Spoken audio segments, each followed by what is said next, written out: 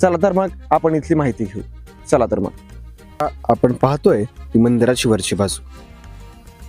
अतिशय योग्य पद्धतीनं बांधलेलं असं हे मंदिर. इथे पाहतोय वरतीच आपल्याला काही शिल्प आपल्याला बघायला भेटतात. तसेच अतिशय योग्य पद्धतीनं असणारं हे बांधकाम आपण या ठिकाणी पाहतोय. हे उपळी दुमाला येथील पुरातन असं हे मंदिर, हे शिवालय आपण आज या ठिकाणी पाहतोय. तर मंडळी, आपण इथून आता मंदिरामध्ये प्रवेश करतोय. चला तर मग अतिशय सुंदर असं बांधकाम आपण या ठिकाणी पाहतोय. ठिकाणी आपण पाहतोय सुंदर असं हे कोरीव काम या खांबावरती केलेलं आपल्याला दिसतंय. याच ठिकाणी आपण पाहतोय तो या मंदिराचा सभामंडप आहे. चिरेबंदी असणार असं हे बांधकाम, त्या काळचं बांधकाम आपण या ठिकाणी पाहतोय. सुंदर असे खांब, इतकं सुंदर अशी ही वास्तू या ठिकाणी बांधली गेली.